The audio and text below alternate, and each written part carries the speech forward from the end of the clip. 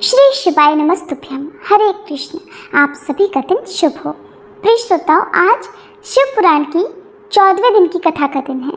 हमारे भीतर हर दिन मंथन चलता है। इच्छाएं और विवेक आपस में टकराते हैं। कभी मोह जीतता है, कभी संकल्प हार जाता है। परंतु यही मंथन जब भगवान शिव की शरण में होता है तो उसमें से निकलता है अमृत, शांति, ज्ञान और निर्भयता का अमृत।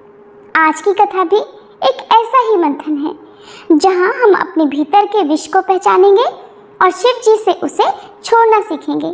आज की प्रार्थना है, हे नीलकंठ भगवान, जैसे आपने सृष्टि के कल्याण के लिए विष अपने कंठ में रोका, वैसे ही हमें भी अपने भीतर के नकारात्मक विचारों को रोकने की शक्ति दें। हमें अमृत जैसा विवेक दीजिए जो जीवन को ऊंचा बना सके। हर हर महादेव। अब सुनिए आज का अध्याय। भगवान शिव एक ब्राह्मण का रूप धारण कर देवी पार्वती के आश्रम में गए और वहां पहुंचने पर जब उन्होंने देवी पार्वती से उनकी तपस्या करने का कारण पूछा तो देवी ने अपनी सखी विजया से सब कुछ कहलवाया। किंतु भगवान शिव, जो कि ब्राह्मण के वेश में थे, उन्होंने देवी के मुंह से ही सब कुछ वृतांत जानने की इच्छा प्रकट की। तब देवी पार्वती अपने मुंह से इस प्रकार कहने लगी। उसका वृतांत अब आगे सुनिए। देवी पार्वती कहने लगी, हे जटाधारी विप्रवर, मेरा सारा वृतांत सुनिए। मेरी सखी ने जो कुछ कहा है वह ज्यों का त्यों सत्य है, उसमें असत्य कुछ भी नहीं। मैं मन, वाणी और क्रिया द्वारा सत्य ही कहती हूँ, असत्य नहीं कह सकती। मैंने साक्षात पति भाव से भगवान शंकर का ही वर्ण किया है। यद्यपि ये जानती हूँ वह दुर्लभ वस्तु भला मुझे कैसे प्राप्त हो सकती है, फिर भी मन की उत्कंठा से विवश होकर मैं ये तपस्या कर रही हूँ। ब्राह्मण से ऐसी बात कहकर पार्वती देवी उस समय मौन हो गई। तब उनकी वह बात सुनकर ब्राह्मण ने कहा, ब्राह्मण इस प्रकार कहने लगे कि इस समय तक मेरे मन में ये जानने की बहुत प्रबल इच्छा थी कि ये देवी किस दुर्लभ वस्तु को चाहती है जिसके लिए ऐसा महान तप कर रही है। किंतु हे देवी, तुम्हारे मुखारविंद से सब कुछ सुनकर उस अभीष्ट वस्तु को जान लेने के बाद अब मैं यहाँ से जा रहा हूँ। तुम्हारी जैसी इच्छा हो वैसा करो। यदि तुम मुझसे ना कहती तो मित्रता निष्फल होती। अब जैसा तुम्हारा कार्य है वैसा ही उसका परिणाम होगा। जब तुम्हें इसी में सुख है तब मुझे कुछ नहीं कहना है।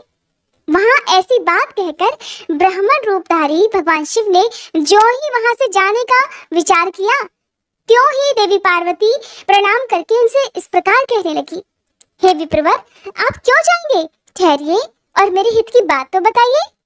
देवी के ऐसा कहने पर दंडधारी ब्राह्मण देवता रुक गए और इस प्रकार कहने लगे, देवी, यदि मेरी बात सुनने का मन है और मुझे भक्ति भाव से ठहरा रही हो तो मैं वह सब तत्व बता रहा हूँ जिससे तुम्हें हिताहित का ज्ञान हो जाएगा।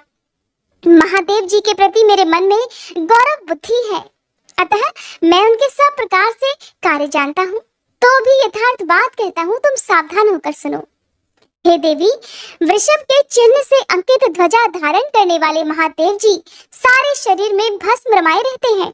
सिर पर जटा धारण करते हैं, धोती की जगह बाघ का चर्म पहनते और चादर की जगह हाथी की खाल ओढ़ते हैं। हाथ में भीख मांगने के लिए खोपड़ी लिए रहते हैं। झुंड के झुंड सांप उनके सारे अंगों में लिपटे रहते हैं और वे विष खाकर ही पुष्ट होते हैं। अभक्ष भक्षी हैं। उनके नेत्र बड़े भद्दे हैं और देखने में भी डरावने लगते हैं। उनका जन्म कब, कहां और किससे हुआ ये आज तक प्रकट नहीं हुआ। घर गृहस्थी के भोग से तो वे सदा दूर ही रहते हैं। और देवी, ये भी सुनो कि नंग धड़ंग होकर वे घूमते हैं और भूत प्रेतों को सदा अपने साथ रखते हैं। उनके एक दो नहीं 10 भुजाएं हैं। और देवी, मैं समझ नहीं पाता कि किस कारण से तुम उन्हें अपना पति बनाना चाहती हो। तुम्हारा ज्ञान कहाँ चला गया है? इस बात को आज सोच विचार कर मुझे बताओ। दक्ष ने अपने यज्ञ में अपनी ही पुत्री सती को केवल यही सोचकर नहीं बुलाया कि वह कपालधारी भिक्षुक की पत्नी है। इतना ही नहीं, उन्होंने यज्ञ में भाग देने के लिए सभी देवताओं को बुलाया, किंतु शंभु को छोड़ दिया। सती उस अपमान के कारण अत्यंत क्रोध से व्याकुल हो उठी। उसने अपने प्यारे प्राणों को तो छोड़ा ही, शंकर जी को भी त्याग दिया। और देवी, तुम तो स्त्रियों में रत्न हो। तुम्हारे पिता समस्त पर्वतों के राजा हैं, फिर तुम क्यों इस उग्र तपस्या के द्वारा वैसे पति को पाने की अभिलाषा करती हो? सोने की मुद्रा अर्थात अशर्फी देकर बदले में उतना ही बड़ा कांच लेना चाहती हो? उज्जवल चंदन छोड़कर अपने अंगों में कीचड़ लपेटना चाहती हो? सूर्य के तेज का परित्याग करके जुगनू की चमक पाना चाहती हो? महीन वस्त्र त्याग कर अपने शरीर को चमड़े से ढकने की इच्छा रखती हो? घर में रहना छोड़कर वन में धूनी रमाना चाहती हो? और हे देवेश्वरी, यदि तुम इंद्र आदि लोकपालों को त्याग कर शिव के प्रति अनुरक्त हो तो अवश्य ही रत्नों के उत्तम भंडार को त्याग कर लोहा पाने की इच्छा भी रखती हो। लोक में इस बात को बिल्कुल भी अच्छा नहीं कहा गया है। शिव के साथ तुम्हारा संबंध मुझे इस समय परस्पर विरुद्ध दिखाई देता है। देखिए, ब्राह्मण रूपधारी भगवान शिव देवी पार्वती की इच्छा जानने के बाद उन्हें किस प्रकार से उनकी परीक्षा ले रहे हैं। बार बार उन्हें शिव जी के अवगुण गिना रहे हैं। उम्मीद करती हूँ यहाँ तक आप सभी इस कथा का वृतांत जरूर सुन रहे होंगे। अगर सुन रहे हैं तो कमेंट भी जरूर कीजिएगा। तो ब्राह्मण देवता देवी पार्वती से कहते हैं कि देवी, कहाँ तुम जिसके नेत्र प्रफुल्ल कमल दल के समान शोभा पाते हैं, और कहाँ वे रुद्र जो 3 भद्दी आंखें धारण करते हैं?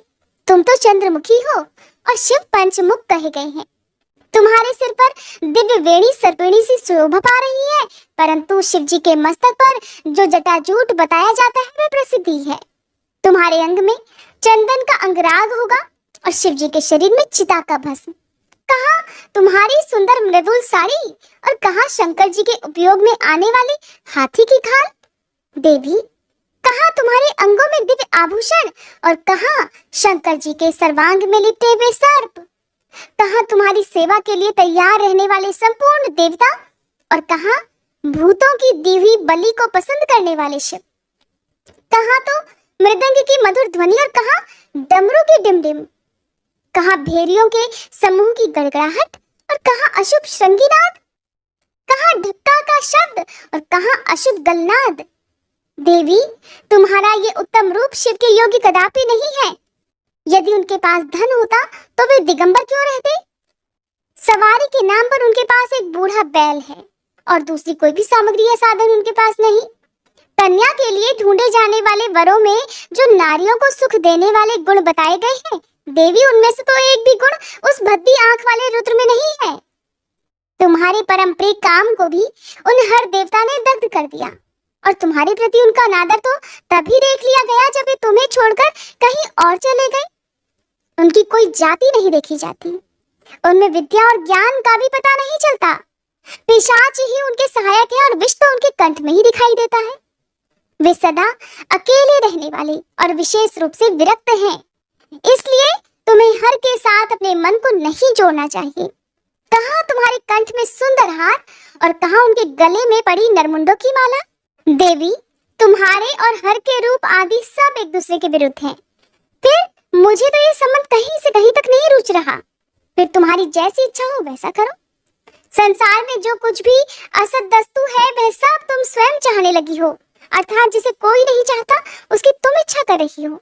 अतः मैं कहता हूँ कि तुम उस असत की ओर से अपने मन को हटा लो, नहीं तो फिर जो चाहे वो करो, मुझे कुछ नहीं कहना। श्री ब्रह्मा जी कहते हैं, नारद, ये बात सुनकर देवी पार्वती शिव की निंदा करने वाले ब्राह्मण पर मन ही मन कुपित हो उठी और उनसे इस प्रकार बोली। पार्वती जी कहने लगी कि बाबा जी, अब तक तो मैंने ये समझा था कि कोई दूसरे ज्ञानी महात्मा आ गए हैं, परंतु अब सब ज्ञात हो गया। आपकी कलई खुल गई, अर्थात पोल खुल गई। आपसे अब क्या कहूँ, विशेषतः उस दशा में जब आप अवधि ब्राह्मण हैं। हे ब्राह्मण देवता, आपने जो कुछ कहा है वो सब मुझे पहले से ही पता है, परंतु वह सब झूठा ही है, सत्य कुछ भी नहीं। आपने कहा था कि मैं शिव को जानता हूँ, और अगर आपकी ये बात ठीक होती तो आप ऐसी युक्ति और बुद्धि के विरुद्ध बातें तो कदापि नहीं बोलते। ये ठीक है कि कभी कभी महेश्वर अपनी लीला शक्ति से प्रेरित होकर तथा कथित अद्भुत वेश धारण कर लिया करते हैं, परंतु वास्तव में वे साक्षात परब्रह्म परमात्मा है। उन्होंने तो स्वेच्छा से ही शरीर धारण किया हुआ है। आप ब्रह्मचारी का स्वरूप धारण कर मुझे ठगने के लिए उद्यत होकर यहाँ पर आए और अनुचित और असंगत युक्तियों का सहारा लेकर छल कपट से युक्त बातें बोल रहे हैं। मैं भगवान शंकर के स्वरूप को भली भांति जानती हूँ, इसलिए यथा योग्य विचार करके उनके तत्व का वर्णन करती हूँ। वास्तव में शिव निर्गुण ब्रह्म है, कारणवश सगुण हो गए हैं जो निर्गुण है। समस्त गुण जिनके स्वरूप भूत है, उनकी जाति भला कैसे हो सकती है ब्राह्मण देवता? वे भगवान सदाशिव समस्त विद्याओं के आधार हैं। फिर उन पूर्ण परमात्मा को किसी विद्या से भला क्या काम? पूर्व काल में कल्प के आरंभ में भगवान शंभु ने श्री विष्णु को उच्छ्वास रूप से संपूर्ण वेद प्रदान किए थे। अतः उनके समान उत्तम प्रभु दूसरा भला कौन है? और जो सबके आदि कारण है, उनकी अवस्था अथवा आयु का माप तौल कैसे हो सकता है? प्रकृति उन्हीं से उत्पन्न हुई है, फिर उनकी शक्ति का दूसरा क्या कारण हो सकता है? जो लोग सदा प्रेम पूर्वक शक्ति के स्वामी भगवान शंकर का भजन करते हैं, उन्हें भगवान शंभु प्रभु शक्ति के उत्साह शक्ति और मंत्र शक्ति, ये तीनों अक्षय शक्तियां प्रदान करते हैं। भगवान शिव के भजन से ही जीव मृत्यु को जीत लेता है और निर्भय हो जाता है। इसलिए तीनों लोकों में उनका मृत्युंजय नाम प्रसिद्ध है। ब्राह्मण देवता उन्हीं के अनुग्रह से विष्णु विष्णु तत्व को, ब्रह्मा जी ब्रह्म तत्व को और देवता देवत्व को प्राप्त हुए हैं। शिव जी का पक्ष लेकर बहुत बोलने से क्या लाभ? वे भगवान शंभु ही स्वयं महाप्रभु हैं। कल्याण रूपी शिव की सेवा से यह कौन सा मनोरथ है जो सिद्ध नहीं हो सकता? उन महादेव जी के पास किस बात की कमी है जो वे भगवान सदाशिव स्वयं मुझे पाने की इच्छा करें? यदि शंकर जी की सेवा ना करे तो मनुष्य 7 जन्मों तक दरिद्र ही रहता है और उन्हीं की सेवा से सेवक को लोक में कभी नष्ट न होने वाली लक्ष्मी जी प्राप्त हो जाती है, जिनके सामने 8 सिद्धियां नित्य आकर सिर नीचा किए इस इच्छा से नृत्य करती हैं कि वे भगवान हम पर संतुष्ट हो जाएं। उनके लिए कोई भी हितकर वस्तु दुर्लभ भला कैसे हो सकती है? देवी पार्वती आगे कहती है, हे ब्राह्मण देवता, यद्यपि यहाँ मांगलिक कही जाने वाली वस्तुएं शंकर जी का सेवन नहीं करती, फिर भी उनके स्मरण मात्र से ही सभी का मंगल होता है और ये बात तो आप भी भली भांति जानते हैं। जिनकी पूजा के प्रभाव से ही उपासक का हर प्रकार से भला हो जाता है, उद्धार हो जाता है, संपूर्ण कामनाएं सिद्ध हो जाती हैं। सदा निर्विकार रहने वाले उन परमात्मा शिव में विकार भला कहाँ से आ सकता है? जिस पुरुष के मुख में निरंतर शिव ये मंगलमय नाम निवास करता है, उसके दर्शन मात्र से ही अन्य सब सदा पवित्र हो जाते हैं। जैसा कि आपने कहा है कि वे चिता का भस्म लगाते हैं, परंतु यदि उनका लगाया हुआ भस्म अपवित्र होता तो उनके शरीर से झड़कर गिरे हुए उस भस्म को देवता लोग सदा अपने सिर पर कैसे धारण करते? अतः शिव जी के अंगों के स्पर्श से अपवित्र वस्तु भी पवित्र हो जाती है। जो महादेव सगुण होकर तीनों लोकों के कर्ता भरता और हरता है तथा निर्गुण रूप में शिव कहलाते हैं, वे बुद्धि के द्वारा पूर्ण रूप से कैसे जाने जा सकते हैं? पर ब्रह्म परमात्मा शिव का जो निर्गुण रूप है, उसे आप जैसे बहिर्मुख लोग भला कैसे जान सकते हैं? जो दुराचारी और पापी हैं, वे देवताओं से बहिष्कृत हो जाते हैं। ऐसे लोग निर्गुण शिव के तत्व को नहीं जानते और ना कभी जान पाएंगे। जो पुरुष तत्व को न जानने के कारण यहाँ शिव की निंदा करता है, उसके जन्म भर का सारा संचित पुण्य भी भस्म हो जाता है। और आपने जो यहाँ अमित तेजस्वी महादेव जी की निंदा की है और मैंने जो आपकी पूजा की है, उससे मुझे पाप की भागिनी होना पड़ा है। शिव द्रोही को देखकर वस्त्र सहित स्नान करना चाहिए और शिव द्रोही का दर्शन हो जाने पर प्रायश्चित करना चाहिए। इतना कहकर देवी पार्वती उस ब्राह्मण पर अधिक रुष्ट होकर कहने लगी, अरे रे दुष्ट, तूने कहा था कि मैं शंकर को जानता हूँ, परंतु निश्चय ही तूने उन सनातन शिव को नहीं जाना है। भगवान रुद्र को तू जैसा कहता है वे वैसे ही क्यों ना हो, उनके जैसे भी बहुसंख्यक रूप भला क्यों ना हो, सत्पुरुषों के प्रेतम नित्य निर्विकार वे भगवान शिव ही मेरे अभीष्टतम देव हैं। ध्यान पूर्वक सुनो, ब्रह्मा और विष्णु कभी भी उन महात्मा हर के समान नहीं हो सकते।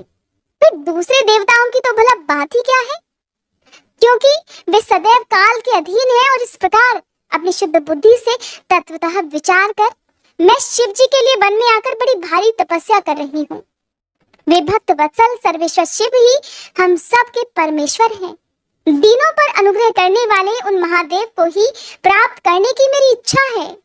श्री ब्रह्मा जी कहते हैं, नारद, ऐसी बात कहकर गिरिराज नंदिनी गिरिजा मौन हो गई और निर्विकार चित्त से भगवान शिव का ध्यान करने लगी।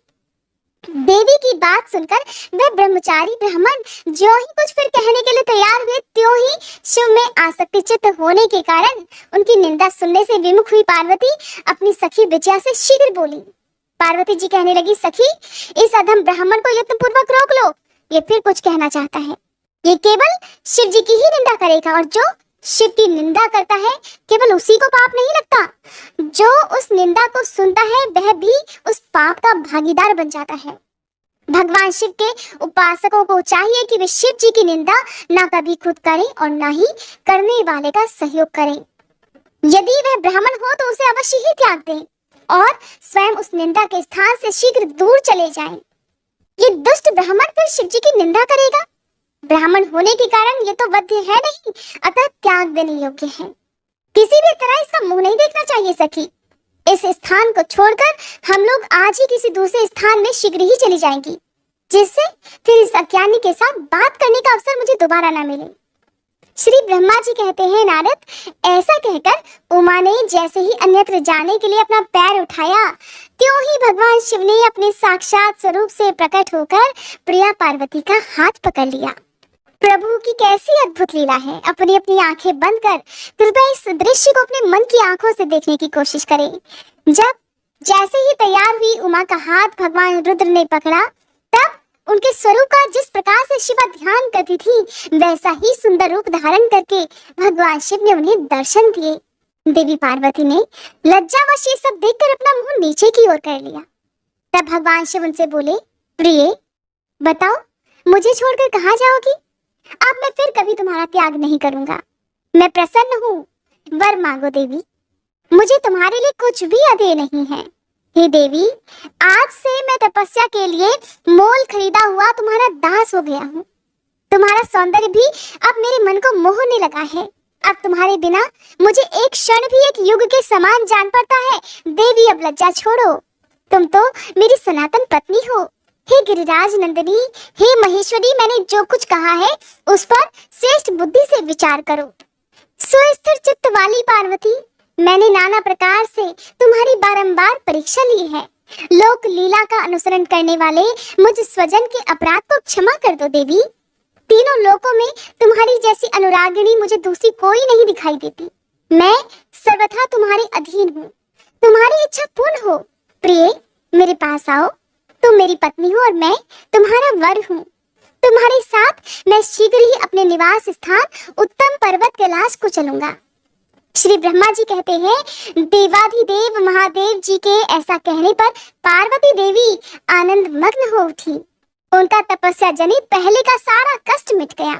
हे मुनि श्रेष्ठ, सती साध्वी पार्वती जी की सारी थकावट दूर हो गई, क्योंकि परिश्रम फल जो प्राप्त हो गया था, और परिश्रम फल प्राप्त हो जाने पर प्राणी का पहले वाला सारा श्रम नष्ट हो जाता है।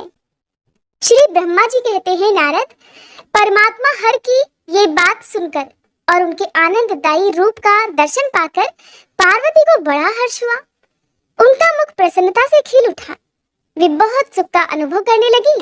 फिर उन महासाध्वी शिवा ने अपने पास ही खड़े हुए भगवान शिव से कहा, देवेश्वर, आप मेरे स्वामी हैं।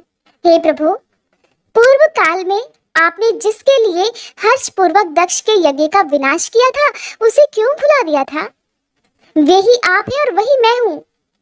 हे देव देवेश्वर, इस समय मैं तारकासुर से दुख पाने वाले देवताओं के कार्य की सिद्धि के लिए रानी मैना के गर्भ से उत्पन्न हुई हूँ। देवेश, यदि आप प्रसन्न हैं और यदि मुझ पर कृपा करते हैं तो मेरे पति हो जाइए। ईशान, हे प्रभु, मेरी ये बात मान लीजिए। आपकी आज्ञा लेकर मैं पिता के घर जाती हूँ। अब आप अपने विवाह रूप परम उत्तम विशुद्ध यश को सर्वत्र विख्यात कीजिए। हे नाथ, हे प्रभु, आप तो लीलाएं करने में कुशल हैं। अतः मेरे पिता हिमवान के पास चलिए और याचक बनकर उनसे मेरे लिए याचना कीजिए। लोक में मेरे पिता के यश को फैलाते हुए आपको ऐसा ही करना चाहिए। इस तरह आप मेरे संपूर्ण गृहस्थाश्रम को सफल बनाइए। जब आप प्रसन्नता पूर्वक ऋषियों से मेरे पिता को सब बातों की जानकारी कराएंगे, तब मेरे पिता अपने भाई बंधुओं के साथ आपकी आज्ञा का पालन करेंगे और इसमें कोई संदेह नहीं है प्रभु। जब मैं पहले प्रजापति दक्ष की कन्या थी और मेरे पिता ने आपके हाथ में मेरा हाथ दिया था, उस समय आपने शास्त्रोक्त विधि से विवाह का कार्य पूरा नहीं किया। अतः उस विवाह में ग्रह पूजन विषय की बड़ी भारी त्रुटि रह गई थी। इसलिए प्रभु, हे महादेव, आपकी बार देवताओं के कार्य की सिद्धि के लिए आप शास्त्रोक्त विधि से विवाह कार्य का संपादन कीजिए। विवाह की जैसी रीति है उसका पालन आपको अवश्य करना चाहिए। मेरे पिता हिमवान को यह अच्छी तरह ज्ञात हो जाना चाहिए कि मेरी पुत्री ने शुभ कारक तपस्या की है। देवी पार्वती की ऐसी बात सुनकर भगवान सदाशिव बड़े प्रसन्न हुए और उनसे हंसते हुए बड़े प्रेम पूर्वक कहने लगे। भगवान शिव ने कहा, हे देवी, हे महेश्वरी, मेरी ये उत्तम बात सुनो। ये उचित, मंगलकारक और निर्दोष है। इसे सुनकर ठीक वैसा ही करो। हे वरानने, ब्रह्मा आदि जितने भी प्राणी हैं वे सब अनित्य हैं। भामिनी, ये सब जो कुछ दिखाई देता है इसे नश्वर समझो। मैं निर्गुण परमात्मा ही गुणों से युक्त हो एक से अनेक हो गया हूँ। जो अपने प्रकाश से प्रकाशित होता है वही परमात्मा मैं दूसरे के प्रकाश से प्रकाशित होने वाला हो गया। देवी, मैं स्वतंत्र हूँ, परंतु तुमने मुझे परतंत्र बना दिया। समस्त कर्मों को करने वाली प्रकृति और महामाया तुम ही हो। ये संपूर्ण जगत महामय ही रचा गया है। मुझ सर्वात्मा परमात्मा ने अपनी उत्तम बुद्धि के द्वारा इसे धारण मात्र कर रखा है।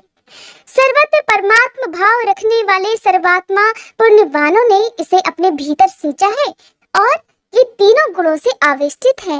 हे देवी, हे वरवर्णिनी, कौन मुख्य ग्रह है, कौन से ऋतु समूह है अथवा कौन दूसरे दूसरे उपग्रह हैं? इस समय तुमने शिव के लिए क्या कहा है? किस कर्तव्य का विधान किया है?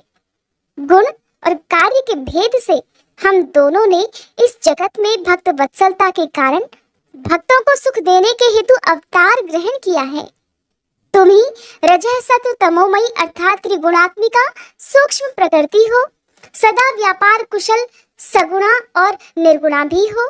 सुमध्य में मैं यहाँ संपूर्ण भूतों का आत्मा, निर्विकार और निरीह हूँ। भक्त की इच्छा से मैंने शरीर धारण किया है। हे शैलजे, मैं तुम्हारे पिता हिमालय के पास नहीं जा सकता तथा भिक्षुक होकर किसी तरह तुम्हारी उनसे याचना भी नहीं कर सकता। हे गिरिराज नंदिनी, महान गुणों से अत्यंत गौरवशाली महात्मा पुरुष भी अपने मुंह से देही अर्थात दो ये बात निकालने पर तत्काल लघुता को प्राप्त हो जाता है। हे कल्याणी, ऐसा जानकर हमारे लिए क्या कहती हो? भद्रे, तुम्हारी आज्ञा से ही मुझे अब सब कुछ करना है, अतः जैसी तुम्हारी इच्छा हो वैसा करो। महादेव जी के ऐसा कहने पर भी सती साध्वी कमल लोचना महादेवी शिवा ने उन भगवान शंकर को बारंबार भक्ति भाव से प्रणाम करके कहा। देवी बोली, नाथ, आप तो आत्मा है और मैं प्रकृति, इस विषय में विचार करने की कोई बात ही नहीं है। हम दोनों स्वतंत्र और निर्गुण होते हुए भी भक्तों के अधीन होने के कारण सगुण हो जाते हैं। हे शंभो, हे प्रभु, आपको प्रयत्न पूर्वक मेरी प्रार्थना के अनुसार ही कार्य करना चाहिए। हे शंकर, आप मेरे लिए याचना करें और हिमवान को दाता बनने का सौभाग्य भी प्रदान करें। हे महेश्वर, मैं सदा आपकी भक्ता हूँ, अतः मुझ पर कृपा कीजिए। नाथ, सदा जन्म जन्म मैं ही आपकी पत्नी होती रही हूँ। आप परब्रह्म परमात्मा है, निर्गुण है, प्रकृति से परे है, निर्विकार, निरीह और स्वतंत्र परमेश्वर है, तथापि भक्तों के उद्धार में संलग्न होकर यहाँ सगुण भी हो जाते हैं, स्वात्मा राम होकर भी लीला विहारी बन जाते हैं, क्योंकि आप नाना प्रकार की लीलाएं करने में कुशल हैं। हे महादेव, हे महेश्वर, मैं सब प्रकार से आपको जानती हूँ। हे सर्वज्ञ, अब बहुत कुछ कहने से क्या लाभ, अब मुझ पर दया कीजिए प्रभु। हे नाथ, हे महान प्रभु, आप अद्भुत लीला करके लोक में अपने सुयश का विस्तार कीजिए, जिसे गा गा कर लोग अनायास ही भव सागर से पार हो जाएं। श्री ब्रह्मा जी कहते हैं, नारद, ऐसा कहकर गिरिजा ने महेश्वर को बारंबार प्रणाम किया और मस्तक झुकाकर हाथ जोड़े मौन हो गई। उनके ऐसा कहने पर महात्मा महेश्वर ने लोक लीला का अनुसरण करने के लिए वैसा करना स्वीकार कर लिया। देवी पार्वती ने जो कुछ कहा था उसी को प्रसन्नता पूर्वक करने के लिए तत्पर होकर वे हंसने लगे। तदंतर हर्ष से भरे हुए शंभु अंतर्ध्यान हो कैलाश को चले गए। उस समय काली के विरह से उनका चित्त उन्हीं की ओर खिंच गया था। कैलाश पर जाकर परमानंद में निमग्न हुए महेश्वर ने अपने नंदी आदि गणों से वे सारा वृतांत कह सुनाया। वे भैरव आदि सभी गण भी वे सब समाचार सुनकर अत्यंत सुखी हो गए और महान उत्सव करने लगे। नारद, उस समय वहां महान मंगल होने लगा। सबके दुख नष्ट हो गए और रुद्रदेव को भी पूर्ण आनंद प्राप्त हुआ। श्री ब्रह्मा जी कहते हैं, नारद, भगवान शंकर के अपने स्थान को चले जाने पर सखियों सहित देवी पार्वती भी अपने रूप को सफल करके महादेव जी का नाम लेती हुई अपने पिता के घर चली गईं। पार्वती जी का आगमन सुनकर मैना और हिमाचल दिव्य रथ पर आरूढ़ होकर हर्ष से विवल होकर उनकी अगवानी के लिए अर्थात उनके सम्मान के लिए, उनके स्वागत के लिए चले। पुरोहित, पुरवासी, अनेकानेक सखियां और अन्य सभी संबंधी भी वहां पहुंचे। पार्वती जी के सारे भाई मैनाक आदि बड़े हर्ष के साथ जय जयकार करते हुए उन्हें घर ले जाने के लिए आ गए। इसी बीच में पार्वती अपने नगर के निकट आ गई। नगर में प्रवेश करते समय शिवा देवी ने अपने माता पिता को देखा, जो कि अत्यंत प्रसन्न और हर्ष से विवलचित होकर दौड़े चले आ रहे थे। उन्हें देखकर हर्ष से भरी हुई काली ने सखियों सहित प्रणाम किया। माता पिता ने पूर्ण रूप से आशीर्वाद देकर पुत्री को अपने सीने से लगा लिया और ओ मेरी बच्ची ऐसा कहकर प्रेम से विवल होकर रोने लगे। फिर अपने घर की दूसरी स्त्रियों और भाभियों ने भी बड़ी प्रसन्नता के साथ प्रेम पूर्वक उन्हें अपनी भुजाओं में भरकर भेंट लिया। देवी, तुमने अपने कुल का उद्धार करने वाले उत्तम कार्य को अच्छी प्रकार सिद्ध किया है। तुम्हारे सदाचरण से तो हम सब लोग भी पवित्र हो गए। ऐसा कहकर सभी लोग हर्ष के साथ पार्वती जी की भूरी भूरी प्रशंसा करते हुए उन्हें प्रणाम करने लगे।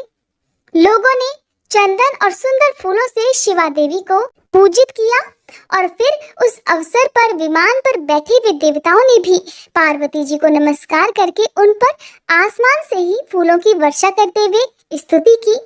हे नारद, उस समय तुम्हें भी एक सुंदर रथ पर बिठाकर ब्राह्मण आदि सभी लोग नगर में ले गए। फिर ब्राह्मण, सखियों और दूसरी स्त्रियों ने बड़े आदर के साथ शिवा का घर के भीतर प्रवेश कराया। स्त्रियों ने उनके ऊपर बहुत सारी वस्तुएं निछावर की। ब्राह्मणों ने आशीर्वाद दिए। मुनीश्वर, पिता हिमवान और माता मेनका को बड़ी प्रसन्नता हुई। उन्होंने अपने गृहस्थ आश्रम को सफल माना और ये अनुभव किया कि कुपुत्र की अपेक्षा सुपुत्री ही श्रेष्ठ है। इस बात को आप सभी बहुत ध्यान पूर्वक सुनिएगा कि कुपुत्र की जगह एक सुपुत्री ही श्रेष्ठ है। यहाँ पर समाज के लिए भी एक बहुत बड़ा संदेश है कि एक बेटे की चाह में अक्सर लोग अपनी कोख में ही, खासकर परिवार के लोग या उनको जबरदस्ती ही उनकी कोख में बच्चियों की हत्या करवा दी जाती है। तो इसलिए कहा जाता है कि अगर आप पुत्र की चाहत रखते हैं और पुत्र ने आपकी देखभाल नहीं की, जिसके कारण बहुत सारे लोगों को, बहुत सारे बुजुर्गों को इस दयनीय अवस्था में जब उन्हें अपने परिवार के सहारे की सबसे ज्यादा जरूरत होती है, उस समय उन्हें या तो सड़कों पर भटकने के लिए छोड़ दिया जाता है या फिर वृद्धाश्रम में भेज दिया जाता है। हालांकि सारे बेटे ऐसे नहीं होते हैं, लेकिन फिर भी आजकल आप देखेंगे कि आपके आसपास आपको कुछ ना कुछ लोग ऐसे जरूर मिल जाएंगे जिनकी हालत देखकर आपको खुद भी उन पर दया आएगी। तो सबसे पहले जरूरी है कि अपने घर में अपने बच्चों को सही शिक्षा देना, चाहे वो बेटा हो या बेटी हो। कई बार गलतियां बेटियों की भी हो जाती हैं। पता नहीं यहाँ पर ये बात आपको मेरी पसंद आएगी कि नहीं आएगी, लेकिन देखिए, ताली कभी एक हाथ से नहीं बजती है। अगर हम बेटों को और बेटियों को भी अच्छी शिक्षा देंगे तो बेटी जिस घर में जाती है उस घर में कभी बर्बादी नहीं हो सकती, उस घर में बुजुर्गों का कभी अपमान नहीं हो सकता। ठीक वैसे ही अगर बेटों को अच्छी शिक्षा दी जाए, अच्छे संस्कार दिए जाए, तो बेटे भी कभी अपने माँ बाप को बुजुर्गावस्था में कभी भी वृद्धाश्रम नहीं भेजेंगे। देवी पार्वती की गई तपस्या की सफलता सुनकर उनके माता पिता कितने प्रसन्न हुए, इस बात का वर्णन तो आप इस अध्याय में सुन ही रहे हैं। जब उनकी जो आसपास की स्त्रियां थी, सबने अपनी अपनी प्रिय वस्तुएं देवी पर निछावर की, तो ब्राह्मणों ने भी उन्हें आशीर्वाद दिए। पिता हिमवान और माता मेनका को तो बहुत ही प्रसन्नता हुई। जाहिर सी बात है, जिनकी पुत्री ने साक्षात भगवान महादेव का वरण कर लिया हो, उन्हें प्रसन्नता क्यों नहीं होगी। उन्होंने अपने गृहस्थ आश्रम को सफल मानकर ये अनुभव किया कि कुपुत्र की अपेक्षा सुपुत्री ही श्रेष्ठ है। गिरिराज ने ब्राह्मणों और बंदीजनों को ढेर सारा धन दिया और ब्राह्मणों से अपने घर पर मंगल पाठ करवाया। हे मुने, इस प्रकार पार्वती जी के साथ हर्ष भरे माता पिता, भाई तथा भाभियां भी घर के आंगन में प्रसन्नता पूर्वक बैठी। फिर हिमवान प्रसन्न चित्त से सभी का आदर सत्कार करके गंगा स्नान के लिए गए। अब यहाँ पर भी शंभु ने जो लीला रचाई उसका वर्णन भी सुनिए। जब बीच में ही सुंदर लीला करने वाले भक्त वत्सल भगवान शंभु एक अच्छा नाचने वाला नट बनकर मेनका के पास आ गए। उन्होंने बाएं हाथ में सींग और दाहिने हाथ में डमरू ले रखा था।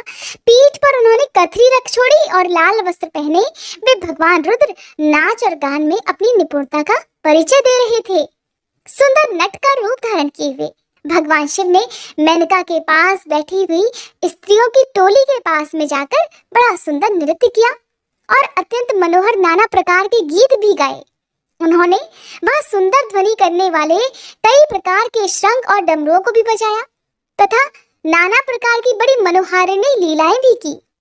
नटराज की उस लीला को देखने के लिए नगर के सभी स्त्री पुरुष और बालक वृद्ध भी सहसा वहां पहुंचे। मुने, उस सुमधुर गीत को सुनकर और उस पर भी उस उत्तम मनोहर नृत्य को देखकर वहां आए हुए सभी लोग तत्काल मोहित हो गए। मैना भी मोह गई। उधर देवी पार्वती ने अपने हृदय में भगवान शंकर का साक्षात दर्शन कर लिया। वे त्रिशूल आदि चिन्ह धारण किए अत्यंत सुंदर दिखाई दे रहे थे। उनका सारा अंग विभूति से विभूषित था। वे हड्डियों की माला से अलंकृत थे। उनका मुख सूर्य, चंद्र और अग्नि रूप 3 नेत्रों से उद्भासित था। उन्होंने नाग का यज्ञोपवीत धारण किया था। उनके उस सुरम्य रूप को देखकर दुर्गा प्रेमावेश से मूर्छित हो गई। गौर वर्ण विभूषित दीन बंधु दया सिंधु और सर्वथा मनोहर महेश्वर पार्वती जी से कह रहे थे कि वर मांगो। अपने हृदय में विराजमान महादेव जी को इस रूप में देखकर देवी पार्वती ने उन्हें प्रणाम किया और मन ही मन ये वर भी मांगा कि आप बस मेरे पति हो जाइए प्रभु। प्रीति युक्त हृदय से शिवा को वैसा कल्याणकारी वर देकर वे पुनः अंतर्ध्यान हो गए और वहां पूर्ववत भिक्षा मांगने वाला नट बनकर पहले की तरह उत्तम नृत्य करने लगे। उस समय मैना सोने की थाली में रखे हुए बहुत सारे सुंदर रत्न लेकर उन्हें प्रसन्नता पूर्वक देने के लिए गई। उनका वह ऐश्वर्य देखकर भगवान शिव बड़े ही प्रसन्न हुए। मन में तो बड़े प्रसन्न हुए, परंतु उन्होंने उन रत्नों को स्वीकार नहीं किया। वे भिक्षा में उनकी पुत्री शिवा को ही मांगने लगे। अब आप भी मन में धारणा कीजिए कि कहाँ तो भला भगवान शिव और कहाँ एक साधारण सा नट। मैना अपनी पुत्री का हाथ किसके हाथ में देना चाहती थी? अब भोलेनाथ की लीला तो देखिए। पहले उन्होंने देवी पार्वती की परीक्षा ली, फिर उन्होंने अब उनकी माता मैना की परीक्षा लेना चाहा। जब मैना से उन्होंने उनकी पुत्री का हाथ मांगने की बात की और फिर से वो पहले की तरह सुंदर नृत्य और गान करने को तैयार हुए, तो मैना उस भिक्षुक नट की बात सुनकर बहुत ही क्रोधित हो गई और लगी उसे डांटने फटकारने। उनके मन में तो उसे बाहर निकाल देने की भी इच्छा हुई। इसी बीच में गिरिराज हिमवान गंगा जी से स्नान कर लौट आए। उन्होंने अपने सामने उस नराकार भिक्षुक को आंगन में खड़ा हुआ देखा और मैना के मुख से सारी बातें सुनकर उन्हें भी बड़ा क्रोध हुआ कि भला नट हमारी पुत्री से विवाह करना चाहता है। उन्होंने उसी समय अपने सेवकों को आज्ञा दी कि इस नट को यहाँ से बाहर निकाल दो। मुनिश्रेष्ठ, वे नटराज विशालकाय अग्नि की भांति अपने उत्तम तेज से प्रज्वलित हो रहे थे। उन्हें छूना भी कठिन था। अब ऐसे में उन्हें कोई बाहर तो भला क्या निकाल सकता? कोई उन्हें छू तक नहीं पाया, क्योंकि उन्हें छूना भी बड़ा कठिन था।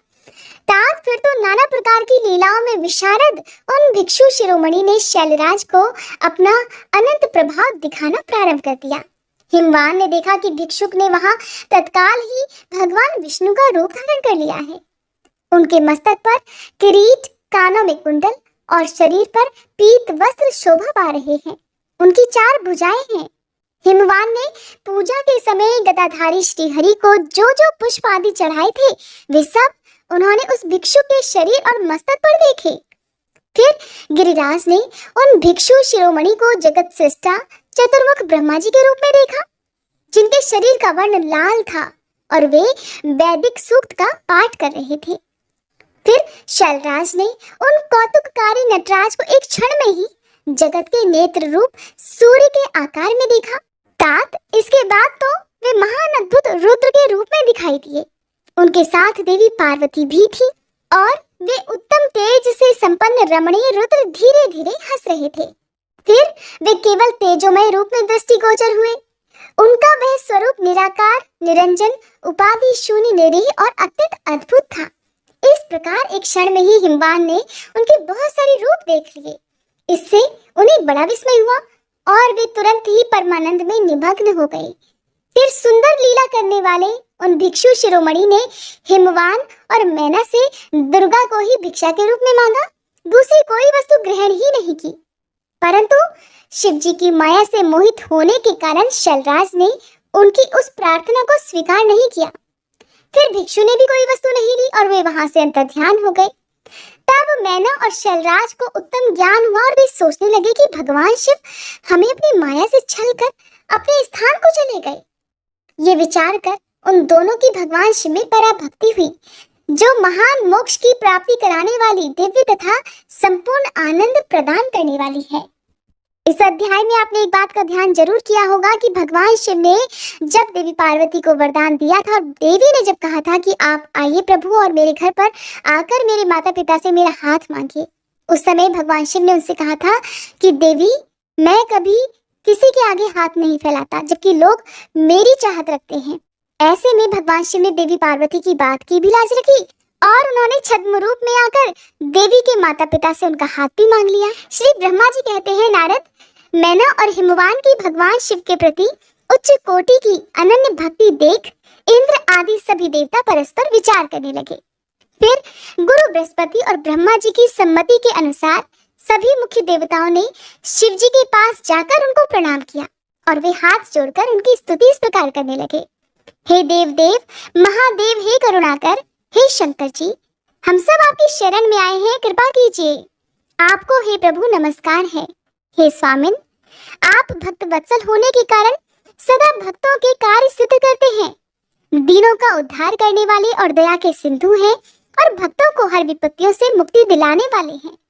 इस प्रकार महेश्वर की स्तुति करके देवराज इंद्र सहित संपूर्ण देवताओं ने मैना और हिमवान की अन्य शिव भक्ति के विषय में सारी बातें आदर पूर्वक बताई। देवताओं की वह बात सुनकर महेश्वर ने उनकी प्रार्थना स्वीकार कर ली और हंसते हुए उन्हें आश्वासन देकर विदा किया। तब सभी देवता अपना कार्य सिद्ध हुआ मानकर भगवान सदाशिव की प्रशंसा करते हुए शीघ्र अपने घर को लौटकर प्रसन्नता का अनुभव करने लगे। फिर भक्त वत्सल महेश्वर भगवान शंभु, जो कि माया के स्वामी हैं, निर्विकार चित्त से शैलराज के यहाँ गए। उस समय गिरिराज हिमवान सभा भवन में अपने बंधु वर्ग से घिरे हुए पार्वती जी सहित प्रसन्नता पूर्वक बैठे हुए थे। इसी अवसर पर वहां सदा शिव ने पदार्पण किया। वे हाथ में दंड, छत्र, शरीर पर दिव्य वस्त्र, ललाट में उज्जवल तिलक और एक हाथ में स्फटिक की माला के साथ गले में शालग्राम धारण किए हुए भक्ति पूर्वक हरि नाम का जप कर रहे थे और देखने में साधु वेशधारी ब्राह्मण जान पड़ते थे। उन्हें अपने दर पर आया हुआ देखकर सपरिवार हिमवान उठकर खड़े हो गए। उन्होंने उन अपूर्व अतिथि देवता को भूतल पर दंड के समान पड़कर भक्ति भाव से साष्टांग प्रणाम किया। देवी पार्वती ब्राह्मण रूपधारी प्राणेश्वर शिव को पहचान गई थी, अतः उन्होंने भी उन्हें मस्तक झुकाया और मन ही मन बड़ी प्रसन्नता के साथ उनकी स्तुति की। आखिरकार उनके भावी वर उनके घर पर जो पधारे थे। ब्राह्मण रूपधारी शिव ने उन सभी को प्रेम पूर्वक आशीर्वाद दिया, किंतु शिवा को सबसे अधिक मनोवांछित शुभ आशीर्वाद प्रदान किया। शैलाधिराज हिमवान ने बड़े आदर से उन्हें मधुपर्क आदि पूजन सामग्री भेंट की और उस ब्राह्मण ने बड़ी प्रसन्नता के साथ वो सब कुछ ग्रहण किया। फिर गिरिश्रेष्ठ हिमाचल ने उनका कुशल समाचार पूछा। हे मुने, अत्यंत प्रीति पूर्वक उन द्विजराज की विधिवत पूजा करके शैलराज ने पूछा कि हे महाराज, आप कौन हैं? तब उन ब्राह्मण शिरोमणि ने गिरिराज से शीघ्र ही आदर पूर्वक कहा। वे कहने लगे, गिरिश्रेष्ठ, मैं उत्तम विद्वान वैष्णव ब्राह्मण हूँ और ज्योतिषी की वृत्ति का आश्रय लेकर भूतल पर भ्रमण करता रहता हूँ। मन के समान मेरी गति है। मैं सर्वत्र जाने में समर्थ और गुरु की दी हुई शक्ति से सर्वज्ञ, परोपकारी, शुद्धात्मा, दया सिंधु और विकार नाशक हूँ। मुझे ज्ञात हुआ है कि तुम अपनी इस लक्ष्मी सरी की सुंदर रूप वाली दिव्य सुलक्षणा अपनी पुत्री को एक आश्रय रहित, असंग, कुरूप और गुणहीन वर महादेव के हाथ में देना चाहते हो। वे रुद्र देवता मरघट में वास करते, शरीर में सांप लपेटे रहते और योग साधते फिरते रहते हैं। उनके पास पहनने के लिए एक वस्त्र भी नहीं है, वैसे ही रंग दड़ंग घूमते हैं। आभूषण की जगह सर्प धारण करते हैं और उनके कुल का नाम तक आज तक किसी को ज्ञात नहीं हुआ। वे कुपात्र और कुशील हैं, स्वभावतः विहार से दूर रहते हैं, सारे शरीर में भस्म रमाते हैं, क्रोधी और अविवेकी हैं और उनकी अवस्था कितनी है ये तक किसी को ज्ञात नहीं। वे अत्यंत कुत्सित, जटा का बोझ सदा सिर पर धारण किए रहते हैं। वे भले बुरे सभी को आश्रय देने वाले, भ्रमणशील, नागहारधारी, भिक्षुक, कुमार्ग परायण और हठपूर्वक वैदिक मार्ग का त्याग करने वाले हैं। ऐसे अयोग्य वर को आप अपनी इतनी सुलक्षणा बेटी पहनना चाहते हैं। अचल राज, अवश्य ही आपका ये विचार मंगलदायक नहीं है। नारायण कुल में उत्पन्न ज्ञानियों में श्रेष्ठ हे गिरिराज, मेरे कथन का मर्म समझो। तुमने जिस पात्र को ढूंढ रखा है वह इस योग्य नहीं है कि उसके हाथ में पार्वती का हाथ दे दिया जाए। शैलराज, तुम ही देखो, उनके एक भी भाई बंधु तक नहीं। तुम तो बड़े बड़े रत्नों की खान हो, किंतु उनके घर में भूजी भांग भी नहीं है और वे सर्वथा निर्धन हैं। गिरिराज, तुम शीघ्र ही अपने भाई बंधुओं से, मैना देवी से, सभी बेटों से और पंडितों से भी प्रयत्न पूर्वक पूछ लो, किंतु पार्वती से मत पूछना, उनसे कुछ मत पूछना, क्योंकि उन्हें तो शिव के गुण दोष की परख ही नहीं है। श्री ब्रह्मा जी कहते हैं, हे नारद, ऐसा कहकर वे ब्रह्मण देवता जो नाना प्रकार की लीला करने वाले शांत स्वरूप शिव ही थे, शीघ्र खा पीकर आनंद पूर्वक वहां से अपने घर को चल दिए। उनका काम जो हो गया था। अब मैना का कोप भवन में प्रवेश, भगवान शिव का हिमवान के पास सप्त ऋषियों को भेजना तथा हिमवान द्वारा उनका सत्कार, सप्त ऋषियों तथा अरुंधति का और महर्षि वशिष्ठ का मैना और हिमवान को समझाकर पार्वती का विवाह भगवान शिव के साथ करने के लिए कहना। इसका वर्णन अब आप सुनिए। श्री ब्रह्मा जी कहते हैं, ब्राह्मण रूपधारी शिव जी के वचनों का मैना के ऊपर बड़ा प्रभाव पड़ा। वो उनकी बातों में आ गई और उन्होंने फिर दुखी होकर अपने पति गिरिराज से कहा कि हे गिरिराज, इन वैष्णव ब्राह्मण ने शिव जी की जो निंदा की है उसे सुनकर मेरा मन उनकी ओर से बहुत खिन्न और बहुत विरक्त हो गया है। शैलेश्वर, रुद्र के रूप, शील और नाम सभी कुत्सित हैं और मैं अब उन्हें अपनी सुलक्षणा पुत्री कदापि नहीं दूंगी। यदि आप मेरी बात नहीं मानोगे तो मैं निस्संदेह मर जाऊंगी और अभी इस घर को छोड़ दूंगी अथवा विष खा लूंगी। पार्वती के गले में फांसी लगाकर गहन वन में चली जाऊंगी या फिर मैं उसे महासागर में डुबो दूंगी, परंतु अपनी बेटी को रुद्र के गले में नहीं मरूंगी। ऐसा कहकर मैना देवी तुरंत कोप भवन में चली गई और अपने हार को फेंककर रोती हुई धरती पर लौट गई। इधर भगवान शिव को इस बात का पता चल गया। तब उन्होंने अरुंधति सहित सप्त ऋषियों को बुलाया और मैना के पास जाकर उन्हें समझाने की आज्ञा दी। शिव जी का आदेश प्राप्त कर भगवान शिव को नमस्कार कर वे दिव्य ऋषि आकाश मार्ग से उस स्थान को चल दिए जहाँ हिमवान की नगरी थी। उस दिव्य पुरी को देखकर उन सप्त ऋषियों को बड़ा विस्मय हुआ। वे हिमाचल पुरी की परस्पर प्रशंसा करते हुए सभी ऐश्वर्यों से भरे पूरे हिमवान के घर जा पहुंचे। उन सूर्य तुल्य तेजस्वी सातों ऋषियों को दूर से ही आकाश के रास्ते आते देख हिमवान को भी बड़ा विस्मय हुआ। वे बोले, ये 7 सूर्य तुल्य तेजस्वी मुनि मेरे पास आ रहे हैं, मुझे प्रयत्न पूर्वक इस समय की पूजा अवश्य करनी चाहिए। सबको सुख देने वाले हम गृहस्थ लोग धन्य हैं जिनके घर पर ऐसे महात्मा पदार्पण किया करते हैं। श्री ब्रह्मा जी कहने लगे। इसी समय वे मुनि आकाश से उतरकर पृथ्वी पर आकर खड़े हो गए। उन्हें सामने देख हिमवान बड़े आदर के साथ आगे बढ़े और हाथ जोड़ मस्तक झुकाकर उन सप्त ऋषियों को प्रणाम करने के बाद उन्होंने बड़े सम्मान के साथ उन सब की पूजा की और उन्हें आगे करके कहने लगे कि मेरा गृहश्रम आज धन्य हो गया। ऐसा कहकर उन्हें बैठने के लिए भक्ति पूर्वक आसन लाकर दिया। जब वे सभी आसनों पर विराजमान हो गए, तब उनकी आज्ञा लेकर हिमवान भी बैठे और वहां उन ज्योतिर्मय महर्षियों से इस प्रकार कहने लगे, आज मैं धन्य हो गया हूँ, कृतकृत्य हो गया हूँ, मेरा जीवन सफल हो गया है। मैं लोक में बहुत से तीर्थों की भांति दर्शनीय बन गया, क्योंकि आप जैसे विष्णु रूपी महात्मा यहाँ पधारे हैं। आप लोग पूर्ण काम हैं। हम दीनों के घरों में आपका भला क्या काम हो सकता है? फिर भी मुझ सेवक के योग्य यदि कोई भी कार्य है तो हे प्रभु, हे मुनिवरों, आप कृपा पूर्वक उसे अवश्य कहिए। उसे पूर्ण करने से तो मेरा जीवन सफल हो जाएगा। तब ऋषिगण कहने लगे, शैलराज, भगवान शिव को जगत का पिता कहा गया है और शिवा को जगन माता कहा गया है। अतः तुम्हें महात्मा शंकर को अपनी कन्या दे देनी चाहिए। हिमालय, ऐसा करके तुम्हारा जन्म सफल हो जाएगा और तुम जगत गुरु के भी गुरु हो जाओगे, इसमें कोई संशय नहीं। मुनीश्वर, सप्त ऋषियों का ये वचन सुनकर हिमवान ने दोनों हाथ जोड़ उन्हें प्रणाम करके इस प्रकार कहा, महाभाग सप्त ऋषियों, आप सभी ने जो बात कही है उसे शिव की इच्छा से तो मैंने पहले से ही मान रखा था, किंतु प्रभु, इन दिनों एक वैष्णव धर्मी ब्राह्मण ने आकर भगवान शिव के प्रति प्रसन्नता पूर्वक बहुत सारी उल्टी बातें बताई हैं। तभी से शिवा की माता का ज्ञान भ्रष्ट हो गया है और वे अपनी बेटी का विवाह उस योगी रुद्र के साथ करना ही नहीं चाहती।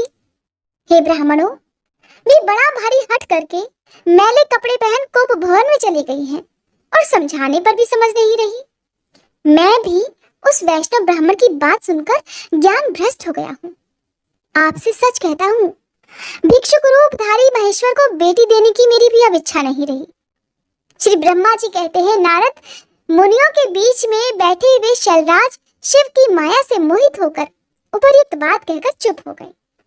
तब उन सभी सप्तर्षियों ने शिव की माया को समझ लिया और प्रशंसा करके मेनका के पास अरुंधति को भेजा। पति की आज्ञा पाकर ज्ञानदायिनी अरुंधति देवी तुरंत उस घर में गई, उस कोप भवन में गई जहां मैना और पार्वती थी। जाकर उन्होंने देखा कि मैना तो शोक से आकुल होकर पृथ्वी पर पड़ी है। तब उन साध्वी देवी ने बड़ी सावधानी के साथ मधुर और हितकर बात कही।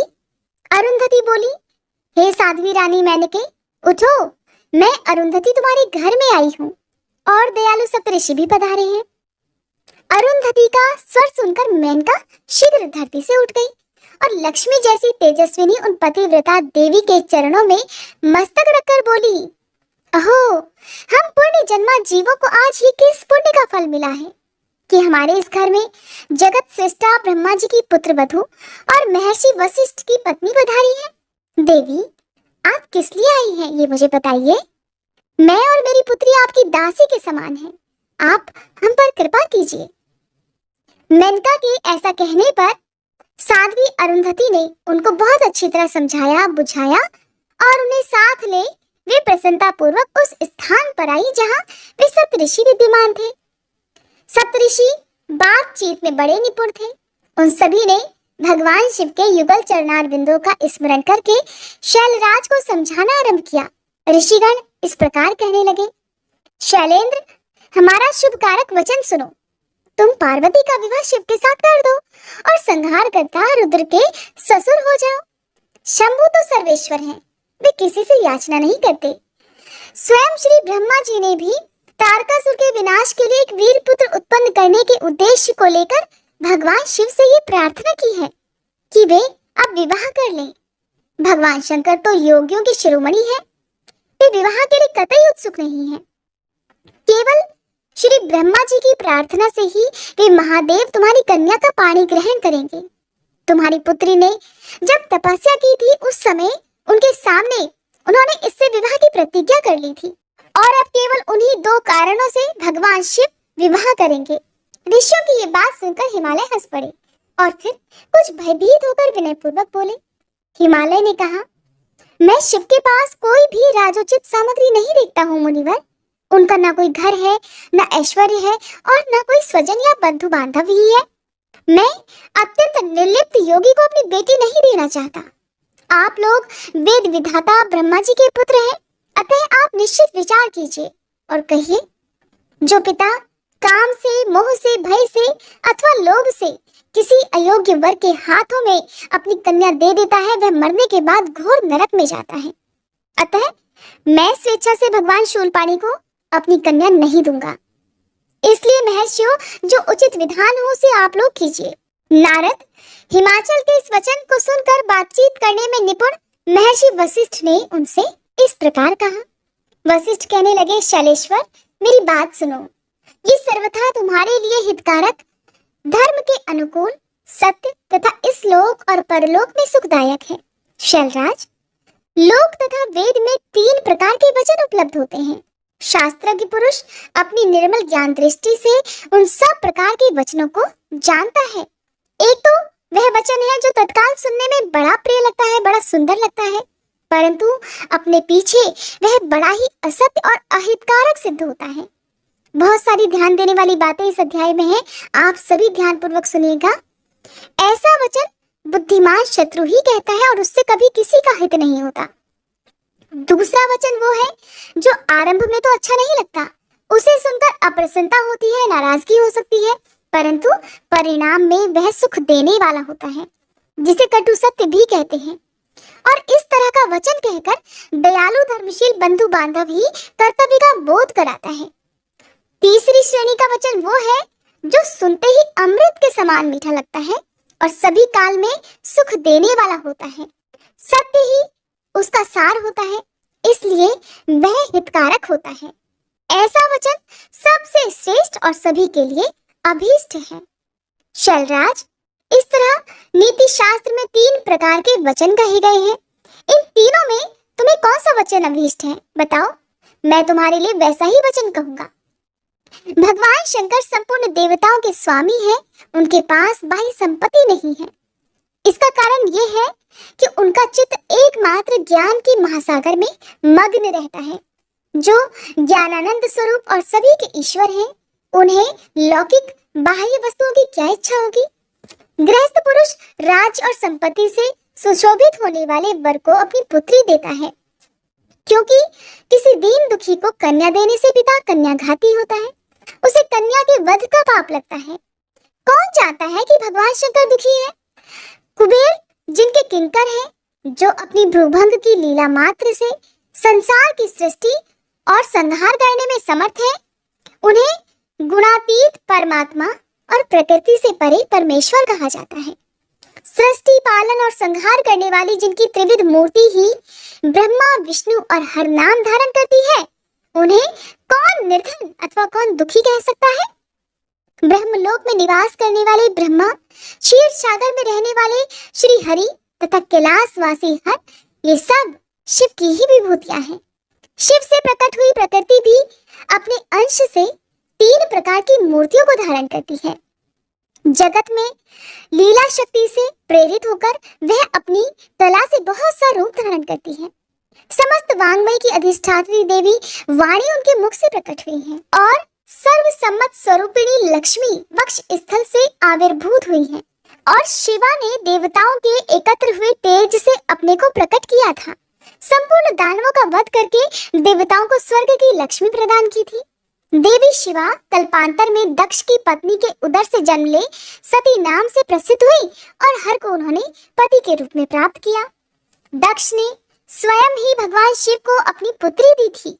सती ने पति की निंदा सुनकर योग बल से अपने शरीर को त्याग दिया था। वे ही सती अब तुम्हारे घर में पैदा हुई हैं। शैलराज, वे शिवा जन्म जन्म में शिव की ही पत्नी होती हैं।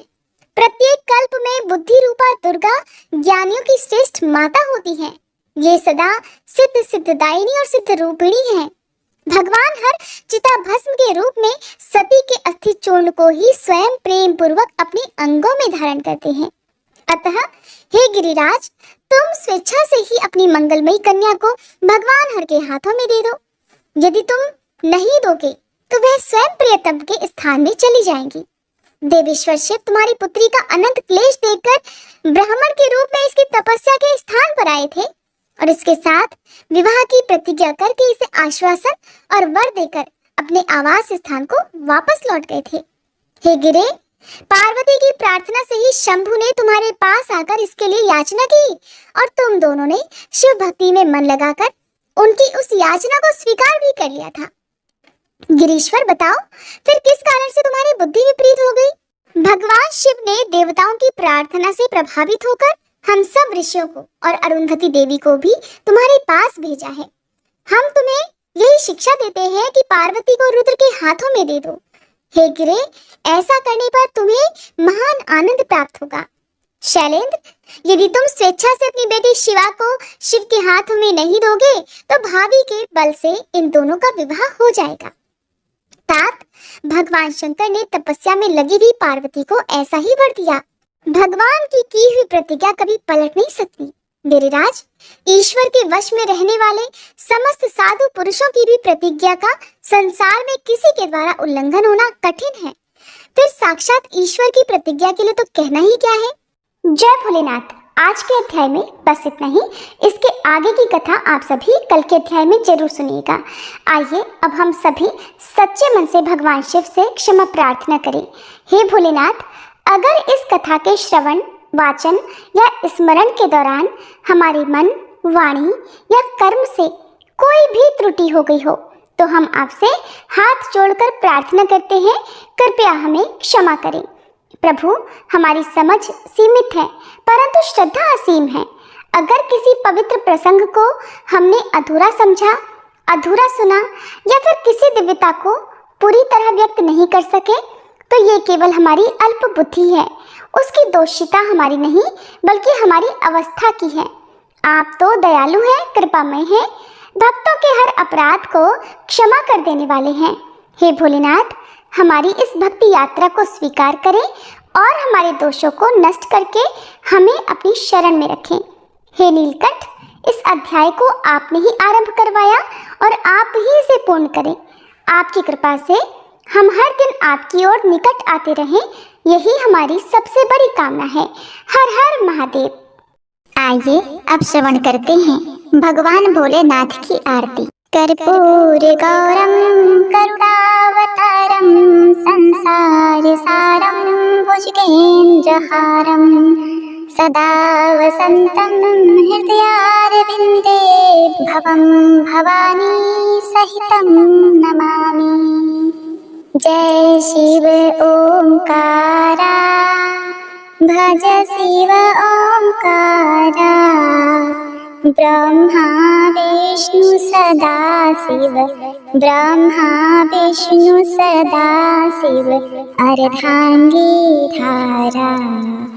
जय शिव ओंकारा, एकानन चतुरानन पंचानन राजे, प्रभु पंचानन राजे, हंसानन गरुड़ासन, हंसानन गरुड़ासन, वृषवाहन साजे।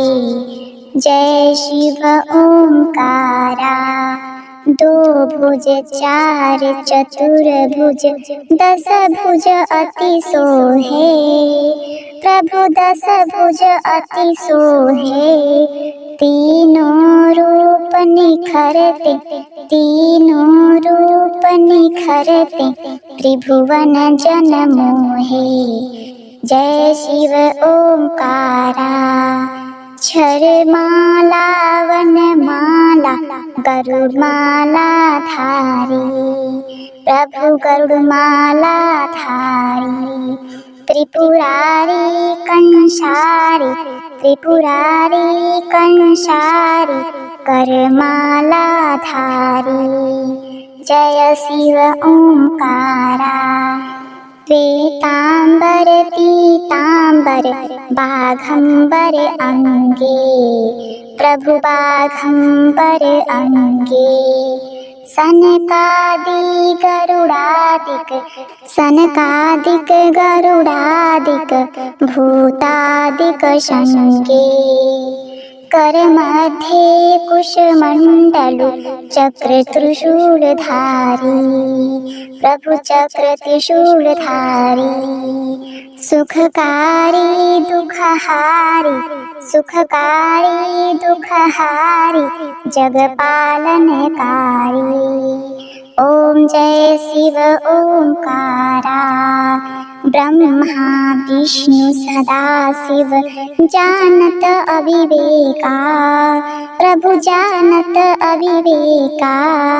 प्रणवाक्षर में शोभित, प्रणवाक्षर में शोभित, जे तीनों एका। जय शिव ओंकारा। त्रिगुण स्वामी की आरती जो कोई नर गावे, प्रभु जो कोई नर गावे। भजत शिवानंद स्वामी, भजत शिवानंद स्वामी, मन वांछित पावे। जय शिव ओंकारा, जय शिव ओंकारा, भज शिव ओंकारा। ब्रह्मा विष्णु सदाशिव अर्धांगी धारा। जय शिव ओंकारा।